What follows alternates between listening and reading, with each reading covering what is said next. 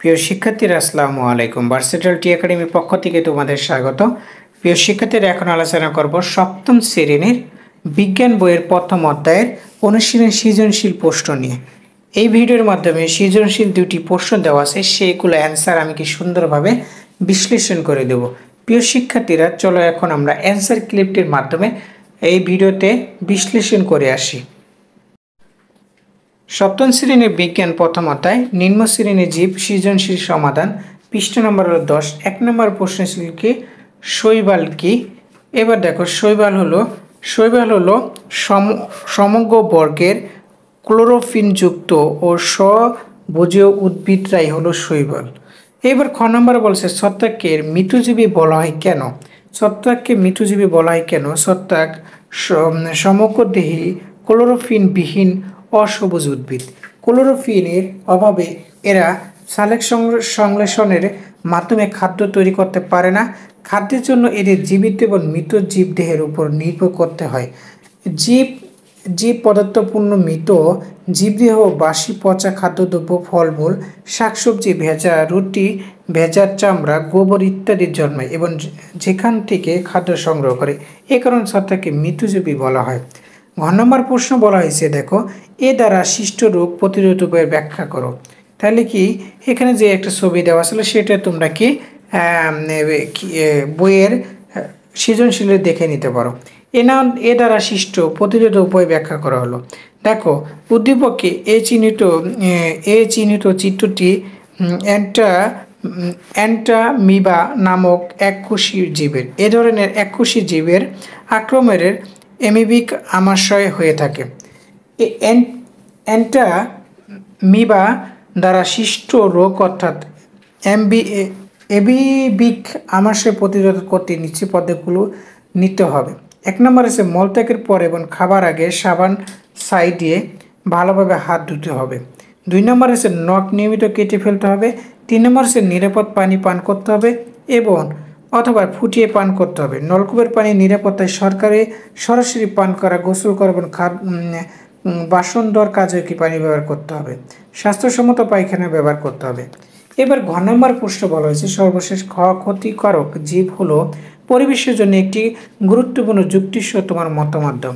তাহলে দেখো, এখানে বলা হয়েছে উদ্দীপকে প্রদর্শিত 4 চিহ্নটি জীব হলো ব্যাসিলাস ব্যাকটেরিয়া। এই ব্যাকটেরিয়ার কারণে রক্ত আমাশয়, ধনুষ্কর প্রভৃতি রোগ হয়। এই ব্যাকটেরিয়া ক্ষতিকারক হলো পরিবেশের জন্য খুবই গুরুত্বপূর্ণ। যুক্তিসহ আমার মতামত নিচে উপস্থাপন করা হলো। 1 নম্বরে উদ্ভিদ প্রাণী যাবতীয় মৃতদেহ আবর্জনা পচাতে ব্যাকটেরিয়ার গুরুত্বপূর্ণ ভূমিকা পালন করে। এটা আবর্জনা দ্রুত নিষ্কাশিত হয়, ফলে পরিবেশের কম দূষিত হয় এবং ভারসাম্য রক্ষা থাকে। 3 নম্বর হচ্ছে একমাত্র ব্যাকটেরিয়া সরাসরি বায়ুমণ্ডল হতে নাইট্রোজেন যোগ্য পদার্থ হিসেবে মাটিতে স্থাপন করে, ফলে মাটির উর্বরতা বৃদ্ধি পায়। 3 নম্বর আছে জৈব বর্জ্য পদার্থকে দ্রুত রূপান্তরিত করে এটি একটি প্রণালীকে সুষ্ঠু ও চালু রাখে, ফলে বায়ুমণ্ডল দূষিত হয় না। ব্যাকটেরিয়ার এই কাজগুলো পরিবেশের ভারসাম্য রক্ষায় বজায় রাখার জন্য গুরুত্বপূর্ণ। ব্যাকটেরিয়া যদি এই কাজগুলো সম্পূর্ণ না করতো তবে মাটি, পানি ও বায়ু দূষিত হয়ে পড়তো, আর মাটি, পানি, বায়ু দূষিত হয়ে পড়লে পরিবেশের দূষিত হয়ে পড়বে, ফলে পরিবেশের ভারসাম্যহীন হয়ে পড়বে। অতএব বলা যায় উদ্দীপকের ক্ষতিকারক জীব হলো পরিবেশের জন্য খুবই গুরুত্বপূর্ণ। 2 নম্বর প্রশ্ন দেখো, 2 নম্বর সৃজনশীল বলা হয়েছে বরকত ইনফ্লুয়েঞ্জার আক্রান্ত হয়েছে। তার বাবা তাকে হাসি ও কাশি দেওয়ার সময় রুমাল ব্যবহার করতে। ভাইরাস কি? ভাইরাস হলো আমিষ আবরণ ও নিউক্লিক অ্যাসিডের দ্বারা গঠিত এক প্রকারের ইলেকট্রন বীক্ষণিক সরলতম অকোষী জীব। ক নম্বর বলা হয়েছে ভাইরাসকে অকোষী জীব বলা হয় কেন? ভাইরাসের দেহ শুধুমাত্র প্রোটিন আবরণ ও নিউক্লিক অ্যাসিড ডিএনএ বা আরএনএ নিয়ে গঠিত। ভাইরাসের দেহ কোষ নিয়ে গঠিত না হওয়ার এদের দেহের কোষ প্রাণীর প্লাজমা লেবা সুসংগঠিত নিউক্লিয়াস সাইটোপ্লাজম ইত্যাদি কিছুই নেই, তাই ভাইরাসকে অকোষী জীব বলা হয়। ঘ নম্বর প্রশ্ন বলছে বরকাত রুমাল ব্যবহার করতে বলার কারণ ব্যাখ্যা করো। উদ্দীপক অনুযায়ী সোহেল ইনফ্লুয়েঞ্জার আক্রান্ত। ইনফ্লুয়েঞ্জা হলো এক ধরনের বায়ুবাহিত ভাইরাসজনিত রোগ। হাসি কাশির মাধ্যমে ভাইরাস ছড়ায়। হাসি বা কাশি দেওয়ার সময় এ রোগের ভাইরাস বাতাসের সাথে মিশে যায়। বাতাসের মাধ্যমে এ রোগের জীবাণু নিকটস্থ ব্যক্তি শ্বাসনালীতে প্রবেশ করে। যেহেতু এই ভাইরাস বাতাসের মাধ্যমে ছড়ায়, তা হাসি কাশি দেওয়ার সময় অবশ্যই মুখের নাকে রুমাল চাপ দিতে হবে। এতে জীবাণুটি রুমালের মধ্যে রয়ে যায়, বায়ুতে ছড়িয়ে পড়তে পারে না। আবার রুমালের যদি মুছলে অবশ্যই তা ধুয়ে ফেলতে হবে, নয়তো এই জীবাণু অন্যদের আক্রান্ত করবে। এসবের ভেবেই সোহেলের বাবা সোহেলকে হাসি কাশি দেওয়ার সময় রুমাল ব্যবহার করতে বললেন। সর্বশেষ যে বরকত রোগটি থেকে রক্ষা পাওয়ার জন্য অন্যদের কিভাবে সচেতন করবে তা বিশ্লেষণ করো। ইনফ্লুয়েঞ্জা একটি বায়ুবাহিত সংক্রমণ রোগ।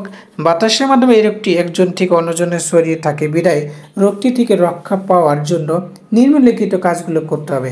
1 নম্বর হলো পরিষ্কার পরিচ্ছন্ন থাকা, স্বাস্থ্যসম্মত জীবনযাপন করা, যেখানে সেখানে কফ থুতু না ফেলা, হাসি বা কাশির সময় রুমাল ব্যবহার করা, আক্রান্ত ব্যক্তির ব্যবহার্য জিনিস অন্যদের ব্যবহার না করা, রাস্তাঘাটে চলার সময় রুমাল বা মাস্ক ব্যবহার করা। সোহেলের স্কুলের সহপাঠী, আত্মীয় স্বজন এবং এলাকার পরিচিতদের কাজগুলো করতে বলবে। একই সাথে এই রোগের বিভিন্ন ক্ষতিকর দিক সম্পর্কে বর্ণনা করবে। এর মাধ্যমে সবার মাঝে রোগটি সম্পর্কে ধারণা জন্মাবে এবং সচেতনতা গড়ে উঠবে। প্রিয় শিক্ষার্থীরা, ভিডিওটা এই পর্যন্তই ছিল। এই ভিডিওটি আমরা দেখিয়ে দিলাম সপ্তম শ্রেণীর সৃজনশীল 2টা প্রশ্ন সুন্দরভাবে বিশ্লেষণ করে দিলাম। ভিডিওটি কেমন লেগেছে অবশ্যই কমেন্টের মাধ্যমে তোমাদের মূল্যবান মতামত জানিয়ে দিবা। পরবর্তী ভিডিওতে আমাদের চ্যানেলটিকে সাবস্ক্রাইব করে রাখবা এবং পেজকে ফলো দিয়ে রাখবা। আল্লাহ হাফেজ, আসসালামু আলাইকুম।